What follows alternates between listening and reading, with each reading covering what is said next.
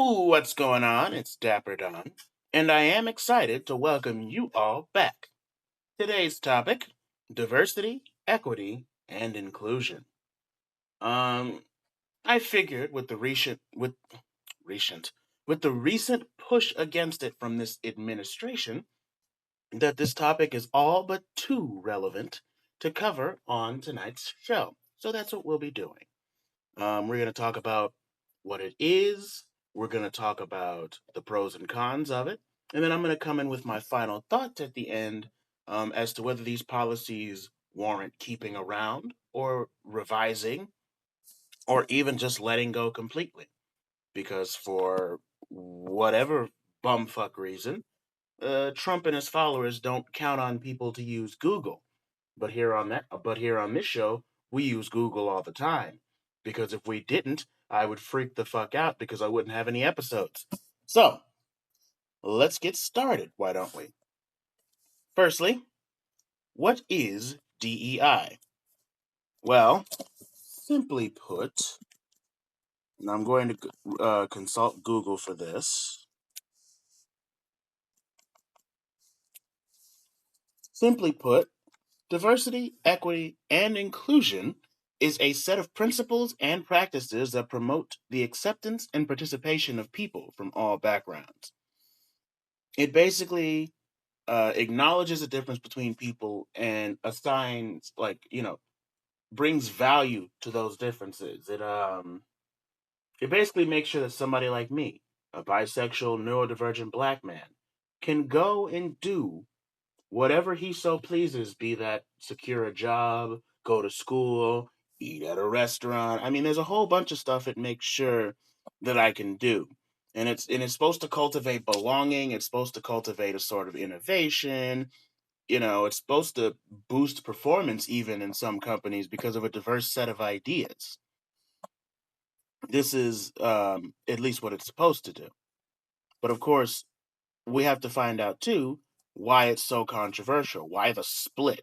Why are people um, acting as though these policies are the worst thing ever? So, I'm going to find an article for that. Normally, I'd have the articles prepared, but one of my Google accounts just got fucking nuked for whatever fucking reason, and all the articles that I had already saved and ready to link and ready to do, they're gone. The entire script for that episode actually is gone. So this is an unscripted episode, and my articles are gone because that Google account is gone. But, you know, next time I'll plan better. But anywho, this is a CNN article by Niquel Terry Ellis, made on January 23rd, 2025. What is DEI and why is it dividing America?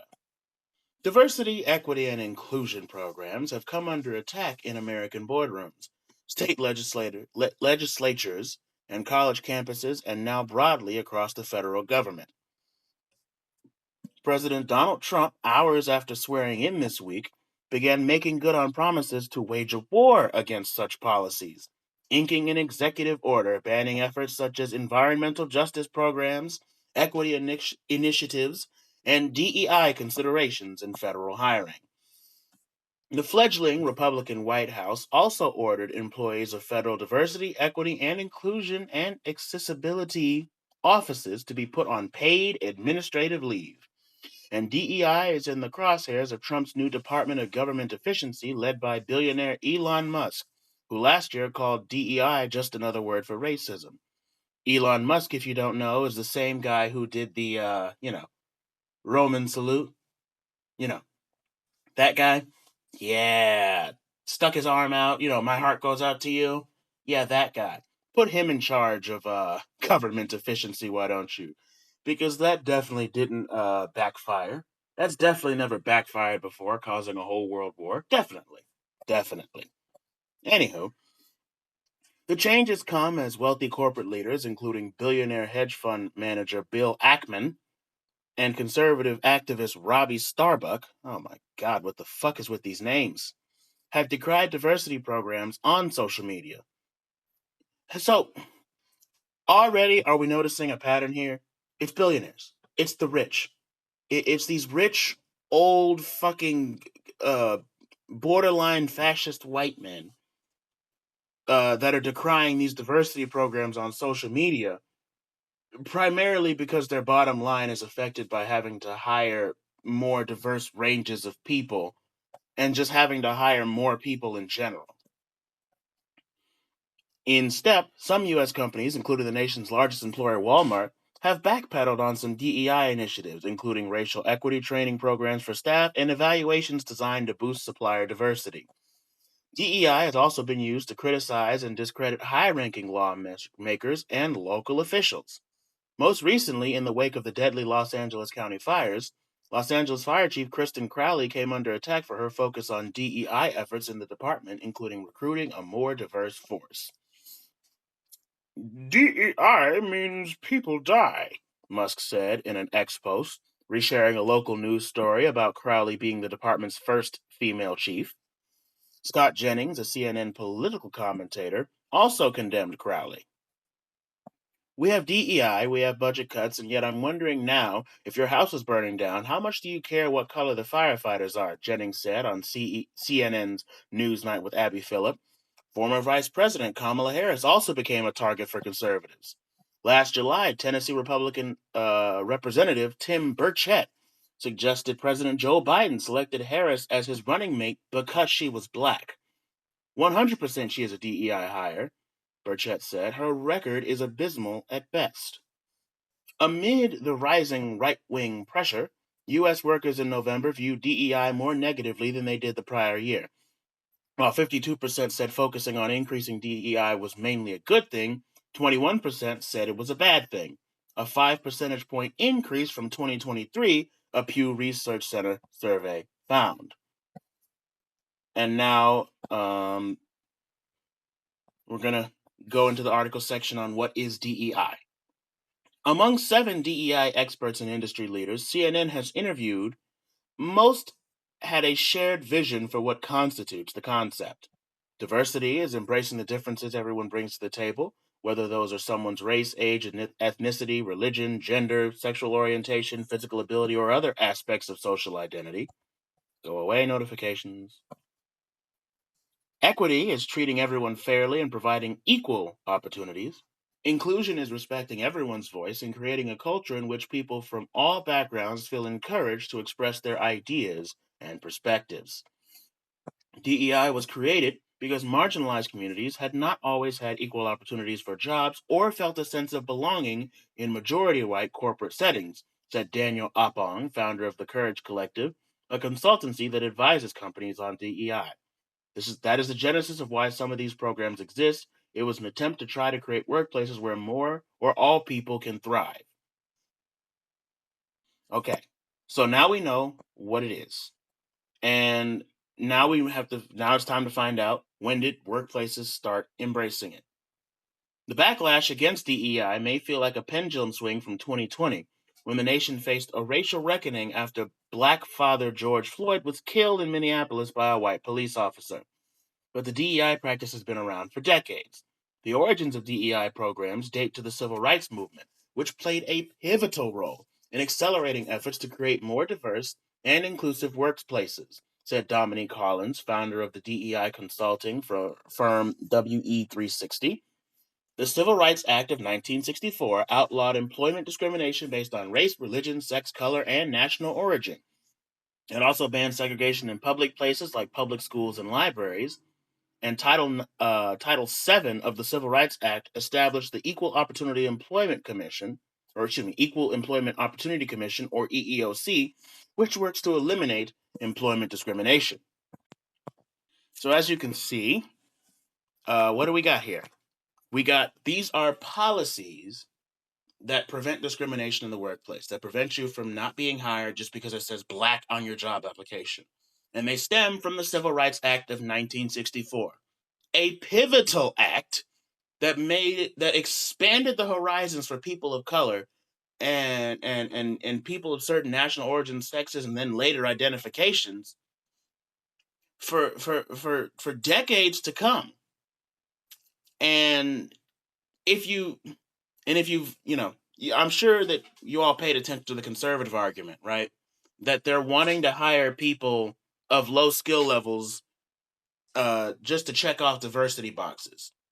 That's their argument. That just because you're black and gay, or just because you're black and lesbian, or because you're Mexican and whatever, that we're gonna hire that's all they're doing. They're trying to check off boxes instead of actually hire people for the skill level. Now, if that argument at all sounds familiar to you, you may have heard this argument in relation to Marvel and in relation to media in general, but Marvel usually is right at the top. So we're gonna find an article to support that as well, because let me see which one won't make me sign in.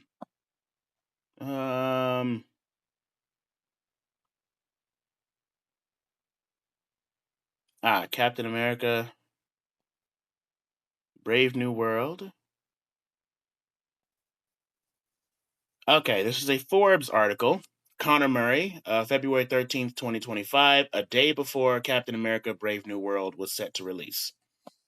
The Marvel Cinematic Universe's latest installment, Captain America Brave New World, opens Friday, fresh off the heels of some of the superhero franchise's worst ever reviews, as well as several controversies, including protests over an Israeli superhero character and anti-woke conservative backlash.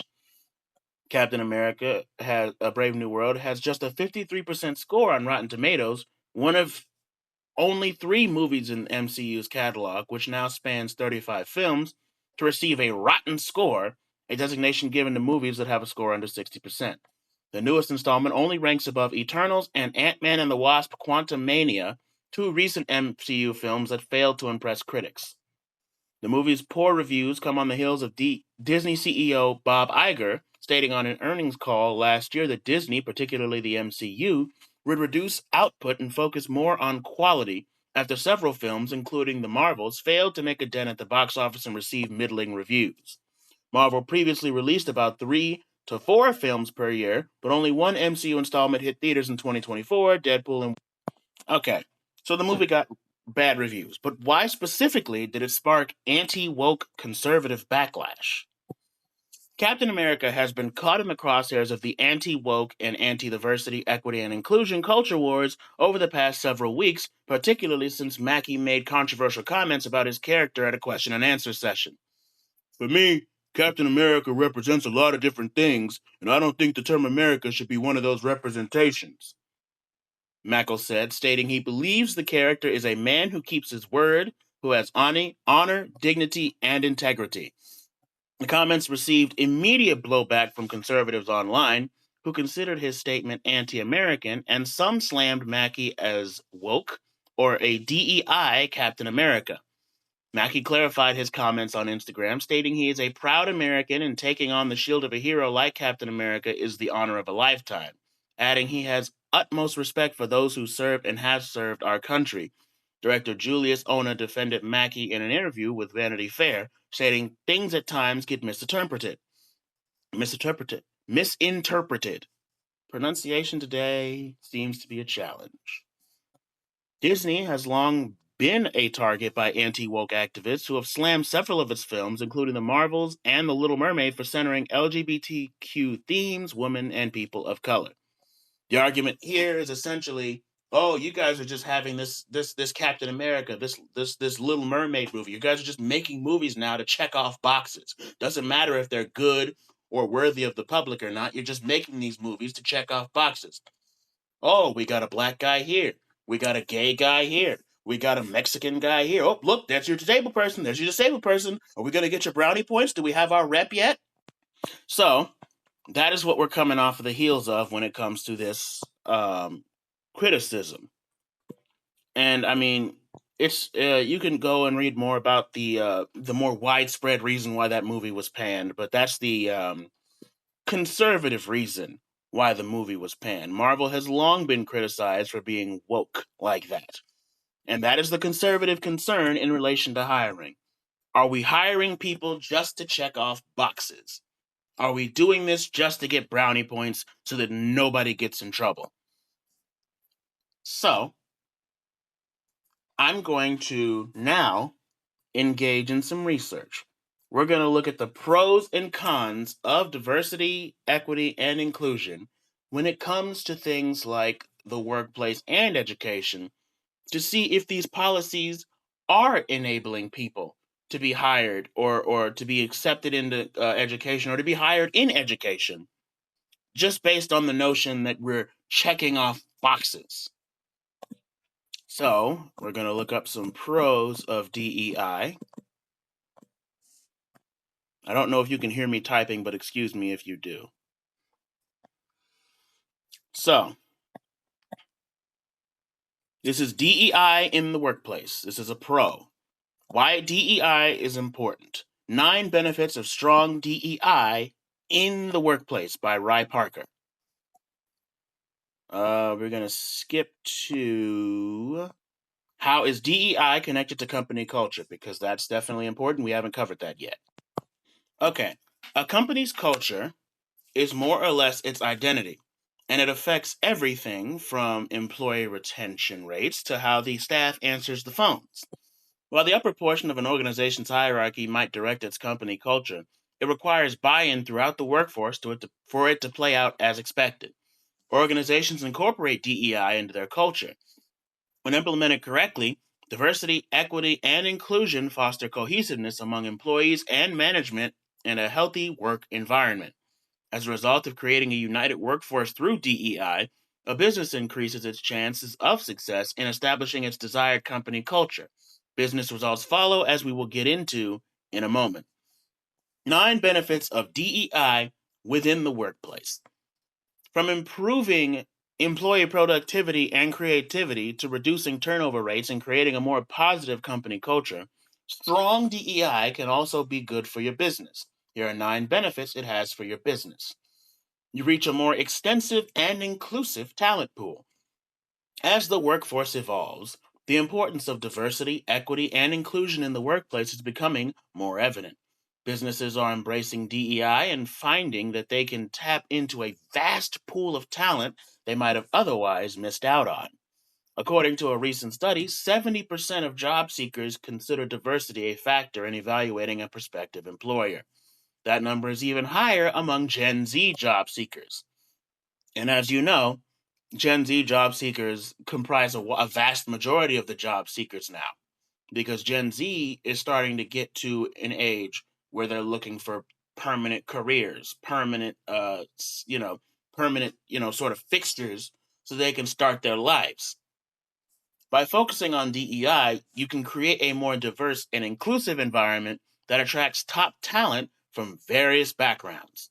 And the more diverse your team, the more diverse the talent pool can become from their referrals. Additionally, DE&I initiatives can help develop a more substantial pipeline of qualified candidates and create a more positive employer brand. In short, when your organization has a diverse, inclusive, and equitable environment, it is better positioned to attract and retain premier talent. Because and this is the thing that kind of loops this conservative ideology back around to being racist, is just because somebody is black does not mean that they were a diversity hire. Just because somebody is Mexican, just because somebody is gay, just because whatever, does not mean that they are a diversity hire and that they were only hired to get some kind of brownie points.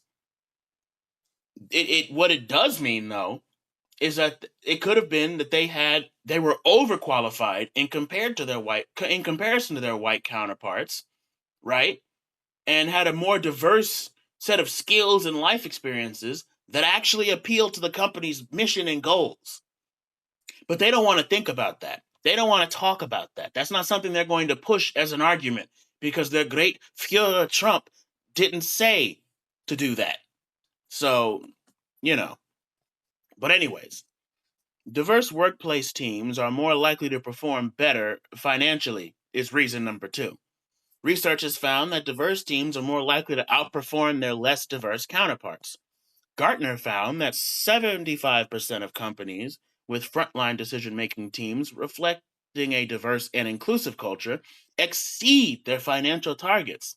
Oh, there's money. So it doesn't cost them any money to hire people diversely? What? You mean this is probably just a move by a bunch of white people to justify racism again? What? Who would have guessed? It's not like they've been doing that for hundreds of fucking years. They also found that gender diverse and inclusive teams outperform gender homogenous, less inclusive teams by 50% on average.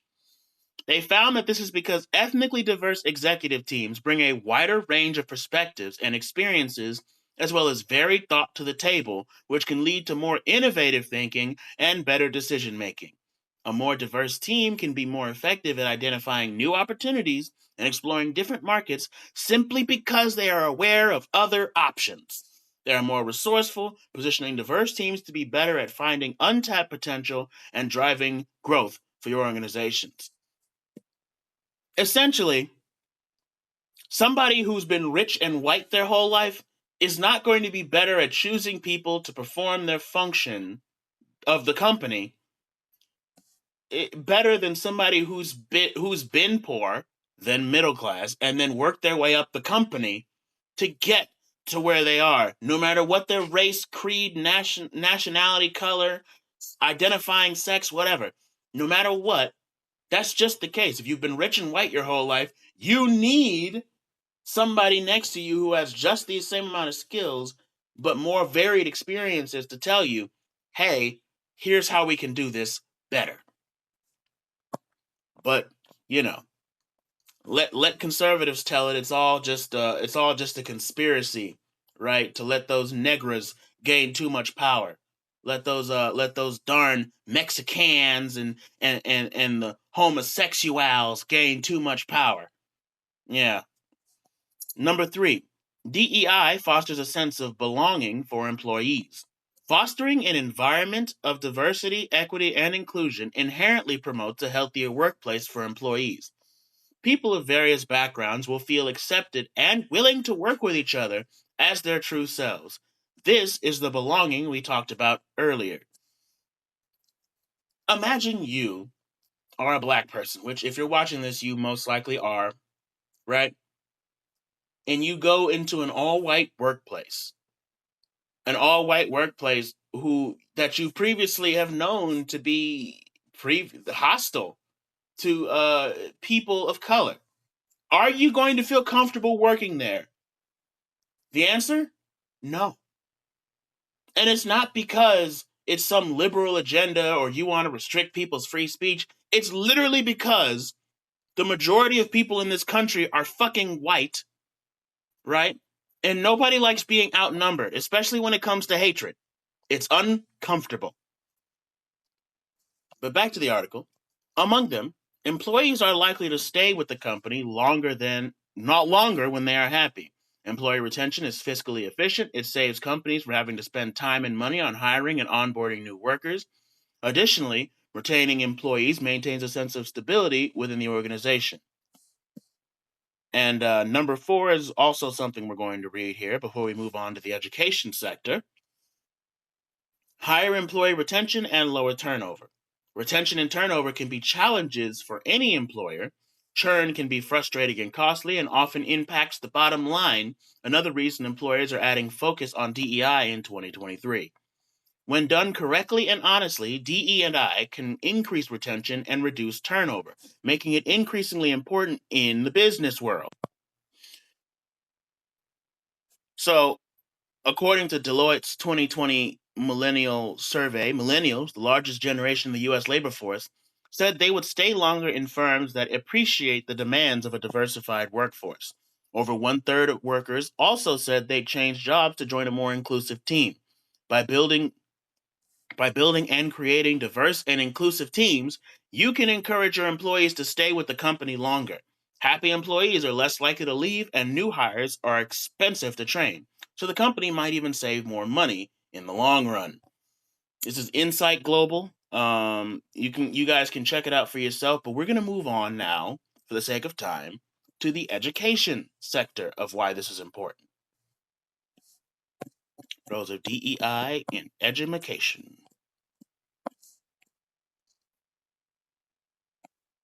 The benefits.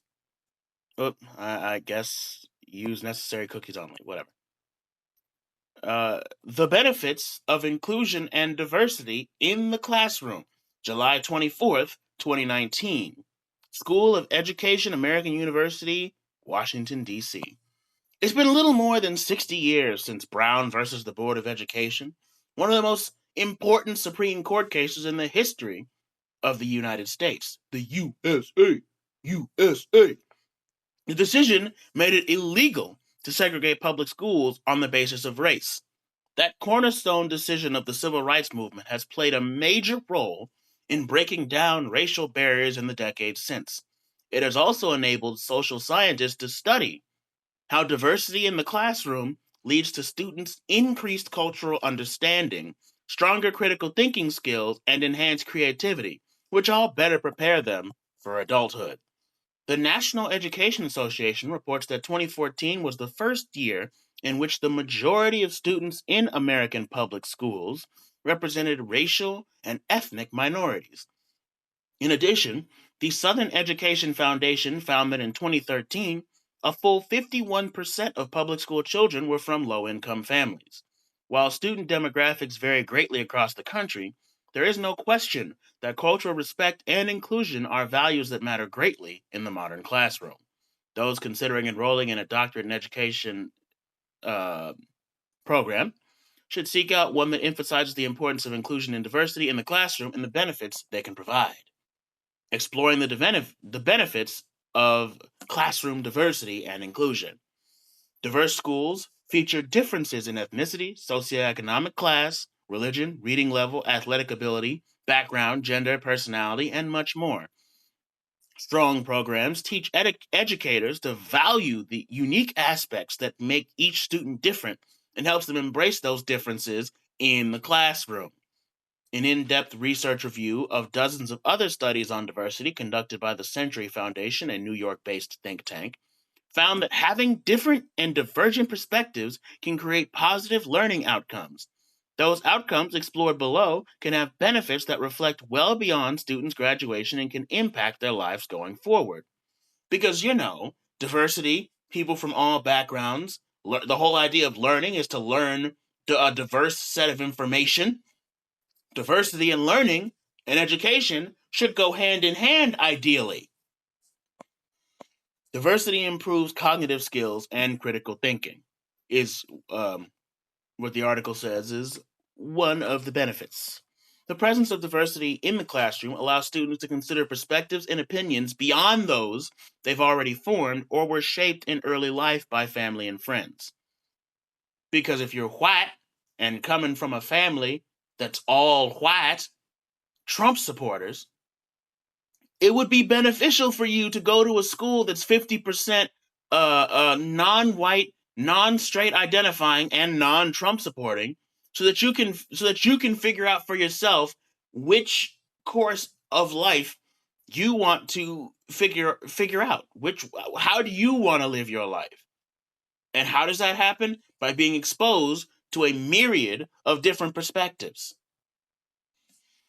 This then causes students to make an informed decision about how they want to live their lives and to become productive members of society based on that. By presenting students with viewpoints far different from their own, it gives them the opportunity to think critically about their own beliefs and examine the world in fresh ways, as I just said. As noted by an article in Scientific American, exposure to diversity alters the way individuals think by promoting creativity and innovation, as well as decision-making and problem-solving skills. As the article summarizes, diversity jolts us into cognitive action in ways that being around the same race all the time does not. This goes for black people too. This goes for Mexican people too. This goes for anybody. This goes for any and every race. You cannot be only around your own race, your own political viewpoint, your own religion, your own anything, and expect to be able to make informed decisions in that capacity. Exposure to diversity helps students enter into adulthood. When students enter the professional world, they join a vast and diverse workforce. Interacting with people of all different backgrounds and mindsets can present a challenge without prior exposure to diversity, especially at a younger age. Companies are taking note of their employees' ability to handle diversity with grace and maturity.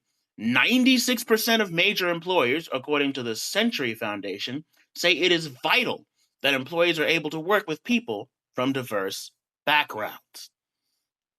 The new generation is looking for jobs, looking to support companies, looking to do things that promote diversity. Millennials are looking for jobs and looking to do things that support diversity.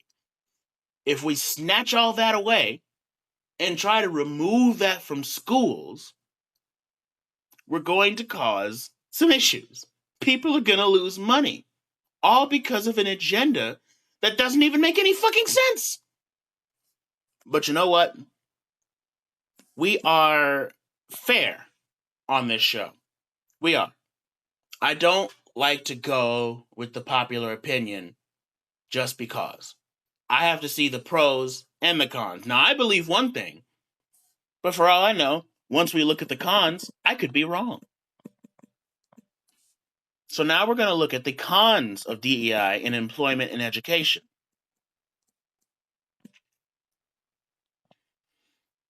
And let's see. Come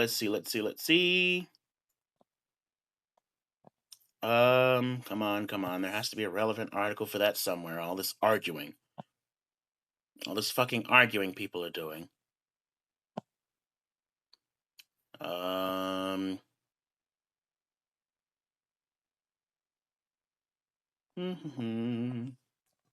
you serious? All this fucking arguing people are doing, and I can't find any of the actual cons of DEI and employment. Come on. Oh, here's one. 7 ways your DEI initiatives are harming your company and how to resolve it. One need not look far. This is by Brian DePello. It's LinkedIn, and it was published on April 27th of 2022. One need not look far to see companies actively promoting DEI initiatives, which saw a dramatic increase following tensions in race relations caused by the death of George Floyd in 2020. In fact, one would think that DEI policies have been universally accepted because of widespread proliferation in corporate communications, marketing materials, websites, social media, and print advertisements. But the truth is, the whole concept of DEI in general is not without critics. The reason you probably haven't heard this criticism is because the critics are hesitant to speak up for fear of being labeled as a bigot or racist in a society eager to cancel anyone with a dissenting voice. Okay, I agree so far. I do think society is way too eager to cancel critics, and I think that the emphasis on diversity should be emphasis on diversity as a whole. I don't think that somebody who does support Donald Trump or somebody who is on the more conservative leaning end or white or straight or whatever should receive any more flack or backlash for believing what they believe than somebody who is literally all the Tumblr genders at once. I believe that in a truly diverse society, all viewpoints are embraced. You know? Now, if it's stuff that harms other people, that's one thing. But as far as like just general viewpoints, in a diverse society, we are able to embrace all of those without decrying somebody as a racist or a bigot just because they don't believe the exact same things as you. But back to the article. The absence of any differing opinions on any topic should be enough cause for additional scrutiny, and that is the purpose of this article. Before continuing, though, it must be clarified in advance that having diverse workplaces inclusive of all employees is a worthwhile objective for all corporations for a multitude of reasons. There is information abound on the benefits of diversity, but the most popular opinion is that differing perspectives are incredibly valuable in solving problems and in innovation. So even this article that disagrees with it now is saying that DEI does have pros, noticeable pros that help with innovation and financial security in a company. But we're going to go directly into the reasons now. For one, they say this article says DEI is discriminatory. It is hard to disagree that firing or not hiring somebody because of their race, religion, gender, or orientation is discrimination and is illegal. Yet, when someone is treated preferentially in the workplace based on those same characteristics, it is called diversity and inclusion. Logic suggests that preferencing candidates based on these qualifications mean that others are intentionally discriminated against based on the same criteria. How would you feel being told that you weren't hired or promoted for a role because you weren't the right color or gender for a role you were otherwise completely qualified for? no one would outright say that to you. Sorry, I had a brain hiccup. No one would outright say that to you because it's illegal and a lawsuit would surely ensue. But it still frequently happens secretively because of preferences, quotas, often established by DEI initiatives. And therein lies, okay, that's a pretty decent problem that's worth considering. Why are there preferences? Why are there boxes to check off? Right? If this is supposed to be diversity, and the fear is that we're hiring people just to check off boxes, the question is, why are there genuinely fucking boxes to check off? So yeah, no. Nuh-uh. Mm-mm. Why are we saying y'all gotta have this many black people, y'all gotta have this many gay people? It's like, shouldn't that just be up to that? Shouldn't that be just like, shouldn't it just be some blanket laws and then it's up to the companies to hire diverse people who will then bring diverse perspectives and diverse hiring? Why are there boxes to check off? Like, I get it. I don't trust a bunch of old white farts who have been in power for hundreds of years to make diverse decisions when it hasn't harmed them at all or affected their bottom line at all. But at the same time, I don't think that I should go up in there saying, you need 1,000 black people in your company by this point. It's like, that's not going to help anything. That's literally going to spark this outrage.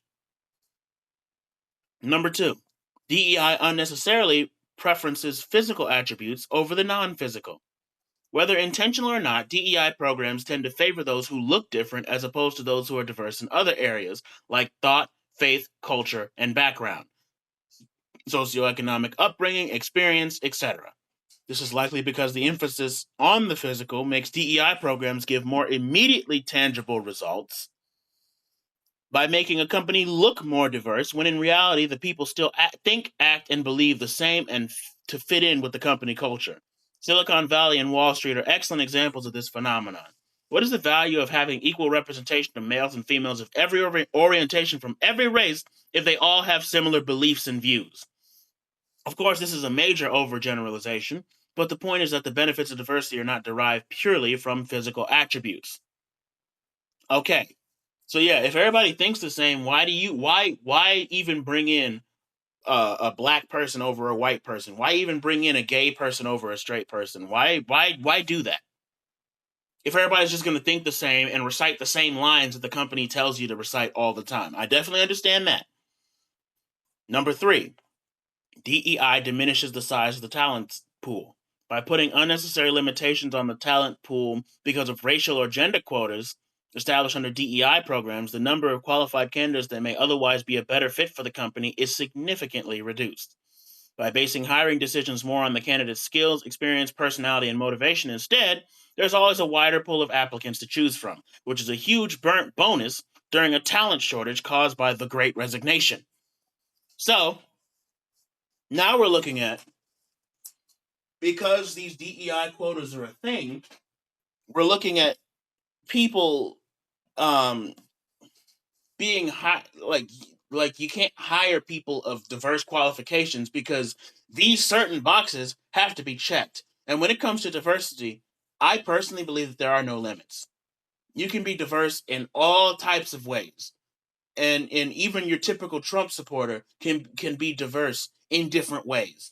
Like, I believe in diversity in all types of ways, and you get that wider pool of job applicants if you don't have to meet fucking quotas. The quotas are the problem. When you have to check off boxes, that's a problem.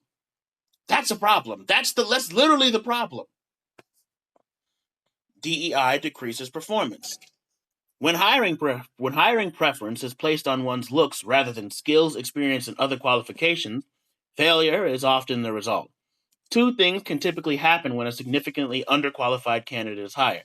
The candidate stays with the employer and decreases productivity over time, or 2, they quit/get fired and their work is passed on to others, decreasing the overall performance of others until the role is again filled with a more qualified candidate, costing tens of thousands of dollars in the process. Now, I'm not going to sit here and pretend like that's not a thing. How many times have you walked into a store or a restaurant or a bank or anywhere, and you've talked to the teller, often black or somebody like that, and you've often thought, wow, that person was rude, they didn't know what they were doing, I could do their job better than them. I've thought that plenty of times. Plenty of times. I thought that at the PLS. I've thought that at the Ace Cash. I've thought that at the fucking McDonald's. I've thought that at the gas station. It's like, wow, this person does not know what they're doing, and they're rude and ignorant. And but they're hired there, right, to meet a quota because of the fact that they're black, because they check boxes. So again, that's LinkedIn. Brian DePello 2 years ago. 7 ways your DEI initiatives are harming your company and how to resolve it. Check that article out. But now we're going to move on to edumacation. Because again, we have to look at this from all sides.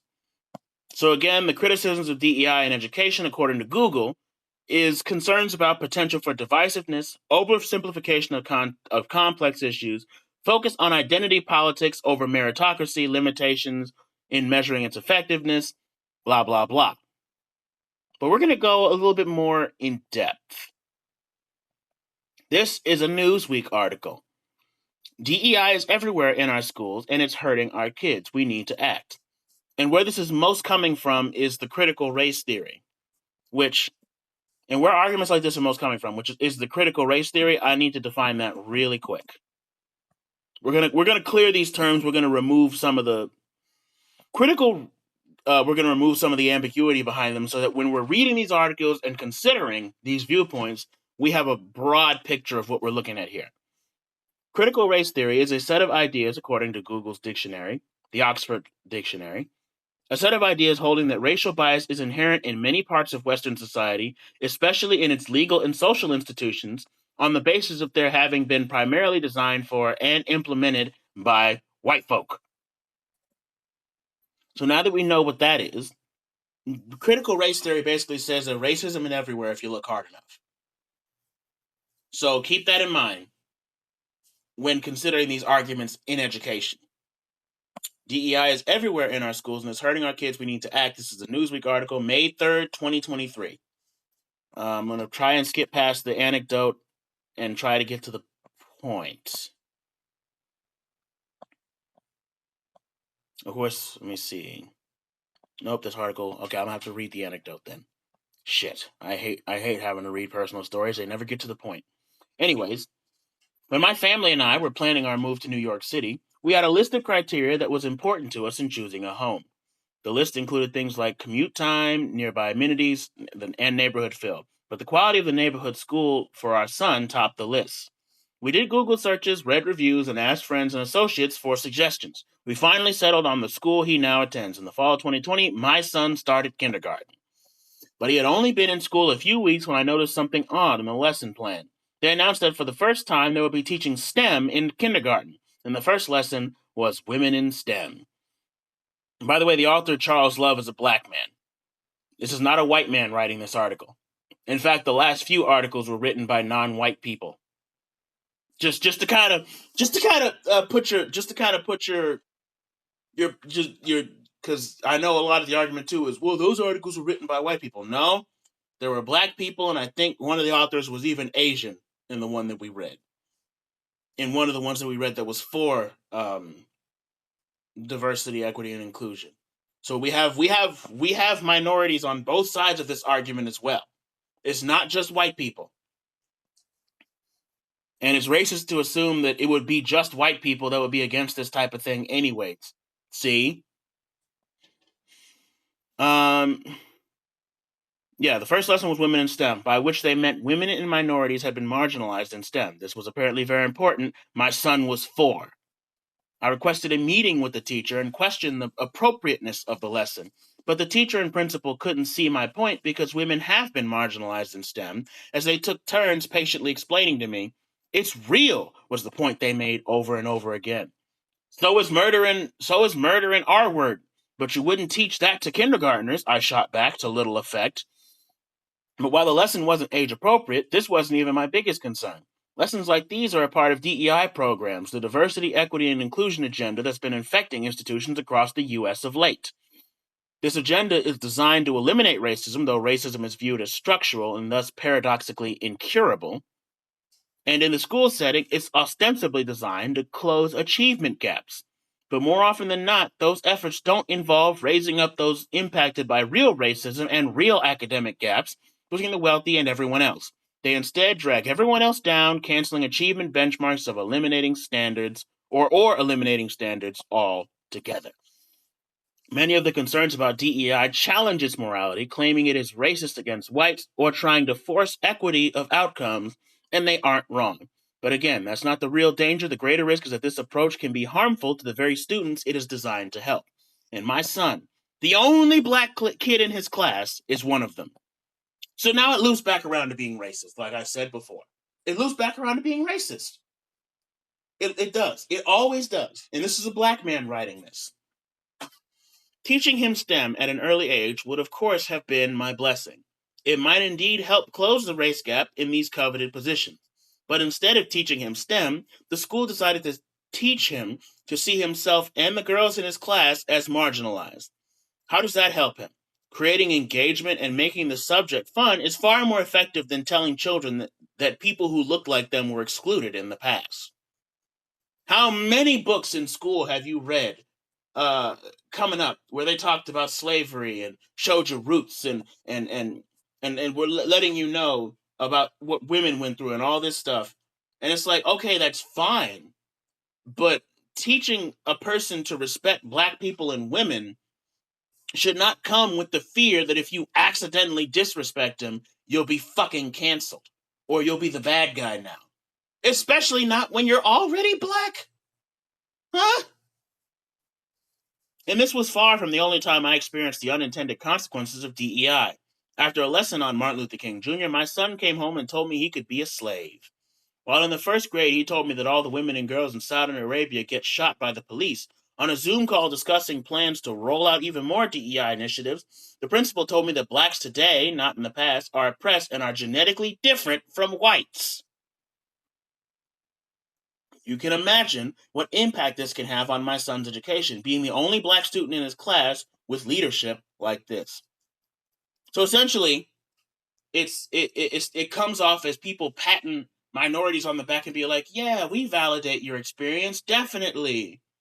We only want to, and then whisper into their peers' ears, hey, yeah, we only want about 1,000 of these in the workplace. Yeah, and we're going to teach this just so they don't uprise against us. Yeah, it's the same shit they did in slavery, allowing us little privileges here and there, right? Just so that we wouldn't rise against them. It's the same shit. So I definitely get where the opposite side of this argument is coming from. But now we've arrived at the point where I should probably give my thoughts on this issue. Having read the articles, done the research, and sort of understood where things were coming from a little bit more, I agree that these policies should stay around. I agree that they should stay around, but I think the terminology and I think what it takes to enforce these policies needs to be altered. Now, exactly what it takes to enforce these policies is above my pay grade. And I don't get paid for this show, by the way, so I'm definitely not going to be suggesting shit. But what I do know is that people need to read more into the point of these policies, read more into why these policies are in effect, and look at more genuine, actually helpful ways to implement them instead of just saying we need this taught here, we need this quota placed here, we need this here, so that the niggas and the Mexicans and all them don't rise against us. Because that's just what it comes off as. Oh, I'm gonna put this shit out there in this exact way so that I don't get canceled. And you know what? If it's in that spirit, I can see why people don't like it. I can see why they're trying to get rid of it. But I don't trust the government, a bunch of old white farts. I don't trust the old white farts that lead industries. I don't trust the old white farts that run colleges, universities, primary schools, elementary schools, middle schools, or high schools to enforce these policies on their own without a little help. So there has to be a compromise where we just revise it, and make it less intrusive, less oppressive, so that we can actually get some real diversity, equity, and inclusion. But getting rid of them altogether is just laying the groundwork for more systemic racism, because that's still a thing. That's still a thing. We're experiencing it now with these policies in place. It's only going to get worse if we take them away. But that doesn't mean that these policies need to remain the same. So that's where my viewpoint kind of lies. It's on the middle ground. Don't get rid of the policies. Read more into them and revise them. So that's where we're at. And can you imagine that? That's yet another problem that can be solved by people fucking reading. I read a grand total of like 4 or 5 articles on the subject, and I'm coming to a more nuanced viewpoint than the man who's supposed to rule our country for the next 4 years. Oh boy. That's so exciting. But anyways, that concludes today's show.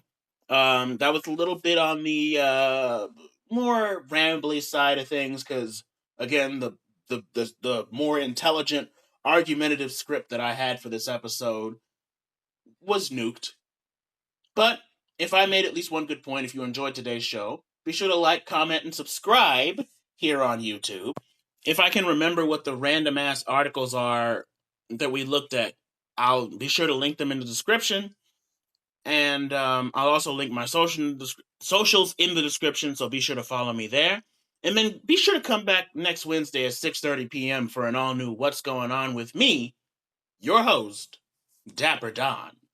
You don't want to miss what I have in store. Peace!